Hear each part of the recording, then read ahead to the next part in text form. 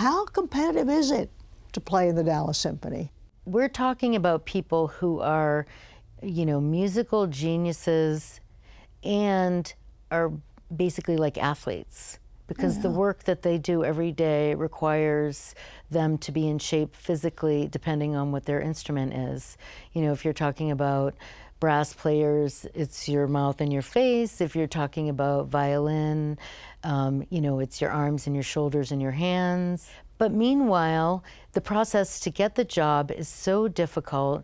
Hundreds and hundreds of people send in tapes and resumes, and it's narrowed down to an audition process where you get invited, and then you have to make it to semifinals, and then you have to make it to finals. It's all behind a curtain, so no one knows who you are. You can't discriminate on the basis of anything. No, and you know what the music is in advance for the earlier rounds, but in the later rounds, music is put in front of you and you just have to play it. Everybody plays the same thing, so it's fair. It's not as if one person has to play something more difficult than anyone else. And if they make a mistake, that's it. And most times they're out, and that's the end of it. And so this is an incredibly rigorous process. There are far many more musicians who are qualified for auditions than there are slots in an orchestra. And so there's a lot of heartbreak and heartache for these musicians who trained, for their whole lives and spent so many hours in practice rooms.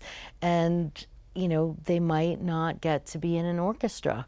Some of them do other things completely and just become amateur musicians, even though they wish that they could have been a professional. So it's a tough, tough field. And then on top of that, when you're in an orchestra, you have all of this music you have to learn for this week, prepare for next week. Usually you teach.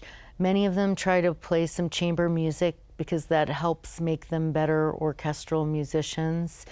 And then we ask them to go to fundraising events, and we ask them to speak to groups. And there are a lot of demands on musicians. And, I think people think, oh, they only have 4 rehearsals and 4 concerts. How hard could it be? Well, it's really hard.